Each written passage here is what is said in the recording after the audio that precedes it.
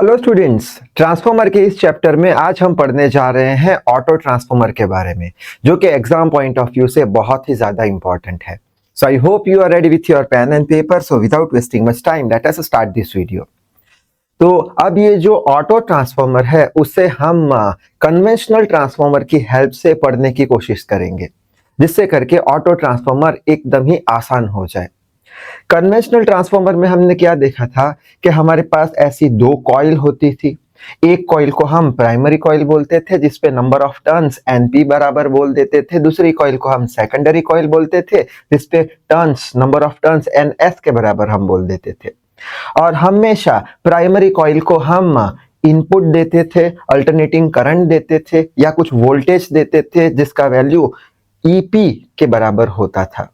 अब यहाँ पे हमने कुछ एसी करंट दिया, एसी वोल्टेज दिया, जिसके कारण क्या होता था, ये कॉइल में म्यूचुअल इंडक्शन होने के कारण यहाँ पे आउटपुट पे हमें कुछ वोल्टेज मिलता था ES के बराबर, अगर ये सारी बात याद हो तो। और साथ ही साथ हमने ये देखा था कि जो वोल्टेज है वो नंबर ऑफ टर्न्स के डायरेक्टली प्रोपोर्शनल में होता है।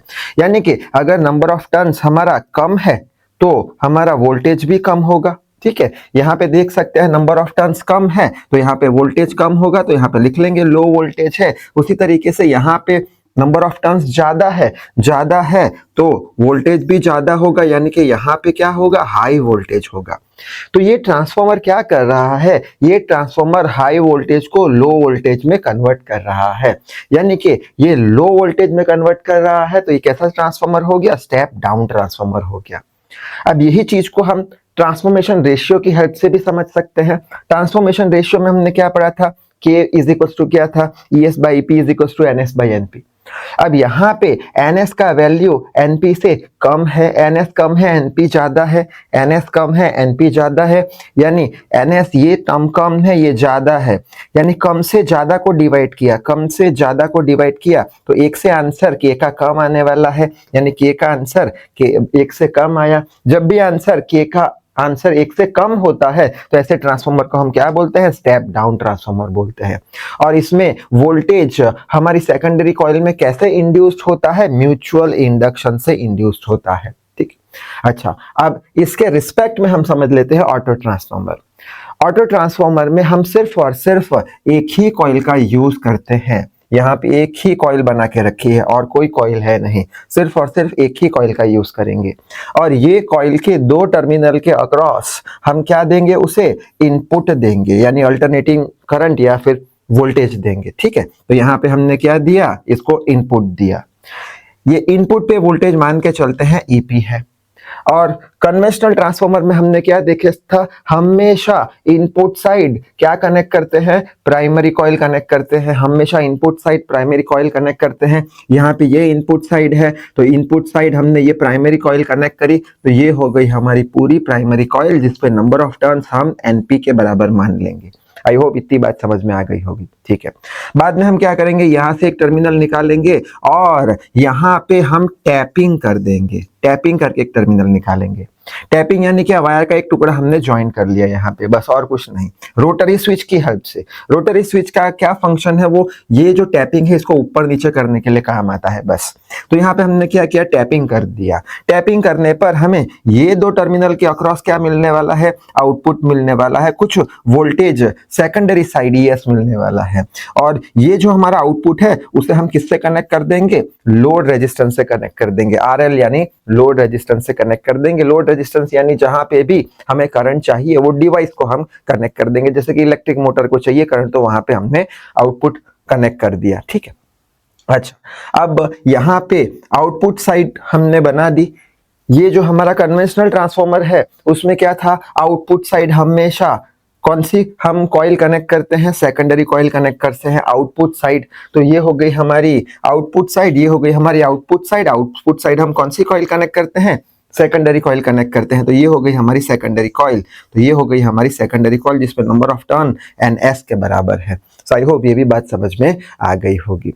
ठीक है, और साथ ही साथ हमने क्या पढ़ा था, जो वोल्टेज होता है नंबर ऑफ टर्न्स के डायरेक्टली प्रोपोर्शन में होता है, नंबर ऑफ टर्न्स कम है तो वोल्टेज कम है। यहाँ पे देख सकते हैं output side, secondary side number of turns कम है तो यहाँ पे लो वोल्टेज होगा। यहाँ पे इनपुट साइड पे नंबर ऑफ टर्न्स ज्यादा है तो वोल्टेज भी ज्यादा होगा, नंबर ऑफ टर्न्स ज्यादा है तो वोल्टेज ज्यादा होगा, यानी यहाँ पे हाई वोल्टेज होगा। यानी कि ये ट्रांसफॉर्मर क्या कर रहा है, हाई वोल्टेज को लो वोल्टेज में कन्वर्ट कर रहा है। यानी ये कौन सा ऑटो ट्रांसफॉर्मर है, स्टेप डाउन ऑटो ट्रांसफॉर्मर है। आई होप ये बात समझ में आ गई होगी। अच्छा, अब हमने कन्वेंशनल ट्रांसफॉर्मर में क्या देखा था कि एक कॉइल में से दूसरी कॉइल में ईएमएफ कैसे इंड्यूस्ड होता है, म्यूचुअल इंडक्शन की हेल्प से। यहाँ पे म्यूचुअल इंडक्शन आएगा नहीं, क्यों, क्योंकि एक ही कॉइल है। तो यहाँ पे जो ईएमएफ इंड्यूस्ड होता है वो किसकी वजह से होता है, वो एक तो कंडक्शन की वजह से होता है। कंडक्शन यानी क्या कि यहाँ पे हमने करंट दिया, ये कॉइल में करंट है तो ये कॉइल दूसरे कॉइल को करंट कंडक्ट कर देगा यानी अपने आप से आ जाएगा, ठीक है। और दूसरा क्या इसका रीजन है, एक कॉइल ये यहां से यहां करंट जाने का वो होगा सेल्फ इंडक्टेंस। सेल्फ इंडक्टेंस यानी खुद से करंट बनाएगा, ठीक है। यानी यहां से यहां करंट आएगा और खुद से भी कुछ करंट बनेगा इसके अंदर सेल्फ इंडक्टेंस के कारण, ठीक है। तो दो पॉइंट हम याद रखेंगे कि ईएमएफ कैसे इंड्यूस्ड होता है। ईएमएफ इंड्यूस्ड होता है कंडक्शन की वजह से और दूसरा सेल्फ इंडक्शन की वजह से। कंडक्शन और सेल्फ इंडक्टेंस याद रख लेना, ठीक है। अब ये हमारा हो गया स्टेप डाउन ट्रांसफॉर्मर। इसको दूसरी तरीके से भी समझ सकते हैं ट्रांसफॉर्मेशन रेशियो की हेल्प से। ट्रांसफॉर्मेशन रेशियो का इक्वेशन क्या था कि को ट्रांसफॉर्मेशन रेशियो बोलते थे ES by EP is equals to NS by NP। अब यहाँ पे NS का वैल्यू कम है, NP का वैल्यू ज्यादा है। NS का वैल्यू कम है, NP का वैल्यू ज्यादा है। ये वैल्यू कम है, ये ज्यादा है, यानी कम को ज्यादा से डिवाइड किया तो K का आंसर लेस देन 1 आएगा। और जब भी ट्रांसफॉर्मेशन रेशियो 1 से कम होता है तो उसे क्या बोलते हैं, उसे स्टेप डाउन ट्रांसफॉर्मर बोलते हैं, ठीक है। ये बात समझ में आ गई।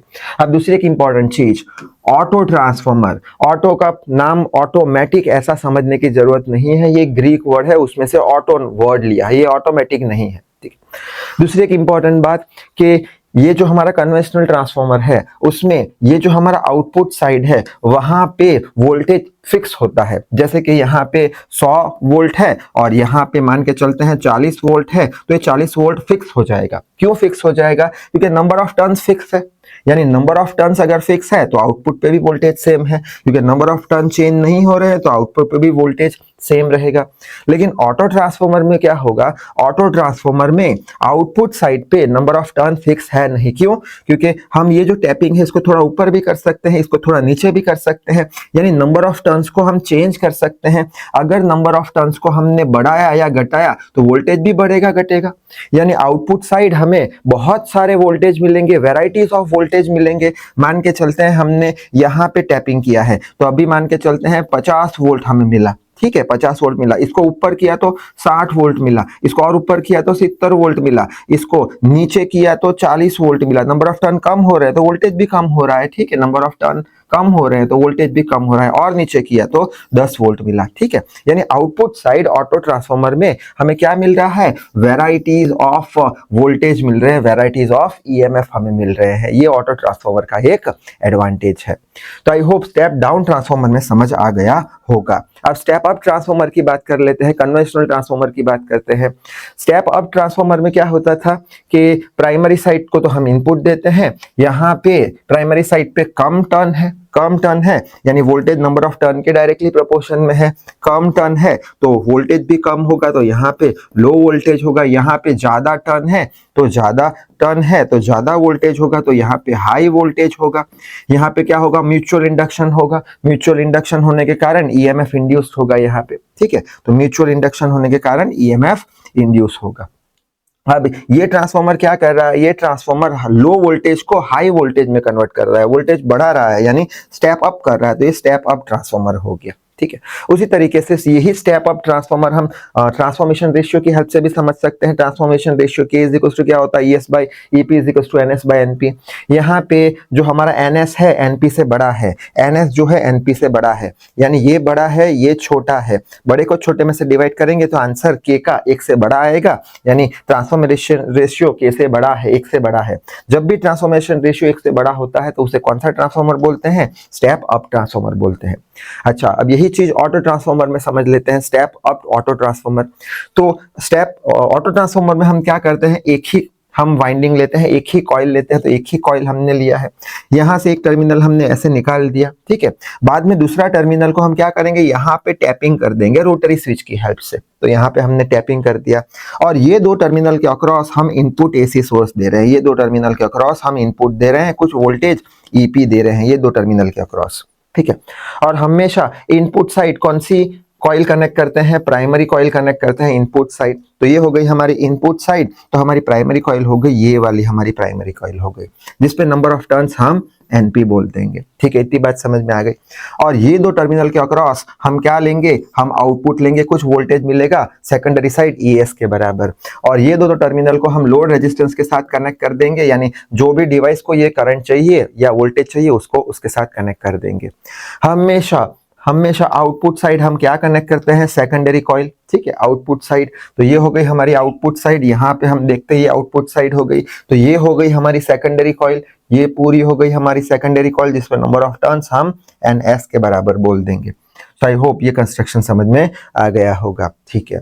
अब हमें ये भी बात पता है कि वोल्टेज नंबर ऑफ टर्न्स के डायरेक्टली प्रोपोर्शन में होता है। अगर नंबर ऑफ टर्न्स ज्यादा तो वोल्टेज ज्यादा, तो यहाँ पे secondary side number of turn ज्यादा है तो वोल्टेज ज्यादा है, तो यहाँ पे हाई वोल्टेज मिलेगा आउटपुट साइड, ठीक है। और नंबर ऑफ टर्न्स कम है तो वोल्टेज भी कम होगा। तो ये इनपुट साइड है हमारा, input side number of turn कम है तो वोल्टेज कम, यानी यहाँ पे हमें लो वोल्टेज मिलेगा। तो ये ऑटो ट्रांसफार्मर क्या कर रहा है, लो वोल्टेज को हाई वोल्टेज में कन्वर्ट कर रहा है, वोल्टेज बढ़ा रहा है, यानी स्टेप अप कर रहा है। तो ये ट्रांसफार्मर को हम स्टेप अप ट्रांसफार्मर बोल देंगे। अब स्टेप अप ट्रांसफार्मर हम ट्रांसफॉर्मेशन रेशियो से भी समझ सकते हैं। ट्रांसफॉर्मेशन रेशियो क्या होता है, K is equal to ES by EP is equal to NS by NP। अब यहाँ पे NS का वैल्यू बड़ा है NP से, NS बड़ा है NP से, यानी ये बड़ा है ये छोटा है, बड़े से छोटे को डिवाइड करेंगे तो K का वैल्यू 1 से बड़ा आएगा। और जब भी ट्रांसफॉर्मेशन रेशियो K का वैल्यू 1 से बड़ा आता है तो वो ट्रांसफॉर्मर को हम क्या बोलते हैं, स्टेप अप ट्रांसफॉर्मर, ठीक है। अब यहाँ पे ईएमएफ कैसे इंड्यूस्ड होगा एक कॉइल से दूसरी कॉइल में, तो अभी हमने देखा म्यूचुअल इंडक्शन से तो होने वाला नहीं है, दो कॉइल है नहीं इसलिए। तो कौन सी दो प्रोसेस होगी, पहली प्रोसेस होगी जो भी करंट आएगा वो कंडक्ट करेगा, यानी एक कैसे ये कंडक्ट करेगा, कैसे ये ईएमएफ ट्रांसमिट करेगा, इंड्यूस करेगा, कंडक्शन से कंडक्ट किया। और दूसरा सेल्फ इंडक्टेंस, सेल्फ इंडक्शन यानी क्या, खुद से उसने करंट बना दिया, ठीक है। दूसरी एक इंपॉर्टेंट बात कि यहाँ पे क्या होगा, ये जो हमारा कन्वेंशनल ट्रांसफार्मर है जो पढ़ के आए हम, यहाँ पे नंबर ऑफ टर्न्स कैसे है, फिक्स है। अगर नंबर ऑफ टर्न्स फिक्स है तो आउटपुट साइड वोल्टेज भी कैसा होगा, फिक्स है। मान के चलते हैं ये 100 वोल्ट का वोल्टेज दे रहा है तो ये 100 ही रहेगा। लेकिन यहाँ पे क्या होगा, यहाँ पे हम टैपिंग अगर चेंज करते हैं तो ये आउटपुट साइड क्या होगा हमारा, नंबर ऑफ टर्न्स वेरी करेंगे, नंबर ऑफ टर्न्स कम ज्यादा हम कर सकते हैं, तो ईएमएफ भी कम ज्यादा कर सकते हैं, यानी आउटपुट साइड हमें क्या मिलेगा, वेराइटीज ऑफ वोल्टेज मिलेंगे या ईएमएफ मिलेगा। सो आई होप स्टेप अप और स्टेप डाउन ऑटो ट्रांसफार्मर के बारे में पूरा आइडिया क्लियर हो गया होगा। अब इसके ऑटो ट्रांसफार्मर के कुछ हम एडवांटेज देख लेते हैं। पहला एडवांटेज क्या है, लेस कॉपर इज यूज्ड। क्यों, एक ही वाइंडिंग है तो कम कॉपर का यूज होगा, कम कॉपर का यूज हुआ तो उसका कॉस्ट भी कैसा होगा, कम होगा। एक ही वाइंडिंग यूज कर रहे हैं हम, जिसके कारण इसका साइज कैसा होगा, साइज कम होगा, ठीक है। और दूसरी एक बात कि इसकी जो एफिशिएंसी होगी वो ज्यादा होगी। क्यों ज्यादा होगी, क्योंकि इसमें म्यूचुअल इंडक्शन प्रोसेस होता नहीं है। अगर म्यूचुअल इंडक्शन प्रोसेस होता तो उसमें फ्लक्स लीकेज होता, ठीक है। फ्लक्स लीकेज की बातें हम लॉसेस इन ट्रांसफार्मर में कर चुके हैं, एनर्जी लॉसेस इन ट्रांसफार्मर। तो यहाँ पे म्यूचुअल इंडक्शन हो नहीं रहा है तो यहाँ पे फ्लक्स लीकेज होने वाला नहीं है। फ्लक्स लीकेज नहीं हुआ तो हमें एफिशिएंसी ज्यादा मिलेगी, ठीक है। अब इसका एक ही डिसएडवांटेज है। एक डिसएडवांटेज कौन सा है कि इसके अंदर अभी हमने देखा कि जो टैपिंग है आउटपुट साइड डायरेक्टली हम उसे लोड के साथ कनेक्ट करते हैं, बीच में कोई इंसुलेटिंग है नहीं, इंसुलेटर है नहीं, डायरेक्टली हम इसको कनेक्ट कर रहे हैं आउटपुट साइड लोड के साथ, आउटपुट साइड डायरेक्टली लोड के साथ कनेक्ट कर रहे हैं, जिसके कारण शॉर्ट सर्किट होने के चांसेस है। तो यही एक इसका डिसएडवांटेज है और वही बात यहाँ पे लिखी है, there is no isolation between supply and the load, ठीक है। So there may be a chance of short circuit as supply and load both are directly connected to each other। दोनों डायरेक्टली कनेक्टेड है इसलिए short circuit होने के chances है। और अंत में ये ऑटो ट्रांसफार्मर कहाँ यूज होता है वो देख लेते हैं। तो ऑटो ट्रांसफार्मर जो है वो मीडियम वोल्टेज लाइन में यूज होता है। कहाँ पे यूज होता है, मीडियम वोल्टेज लाइन में यूज होता है। और इसका रेंज जो है 132 kV से किस में कन्वर्ट कर देगा, 66 kV, इससे कम नहीं कर सकेगा, ठीक है। इतने तक इसका रेंज रहता है, लो वोल्टेज लाइन में इसका यूज होता है।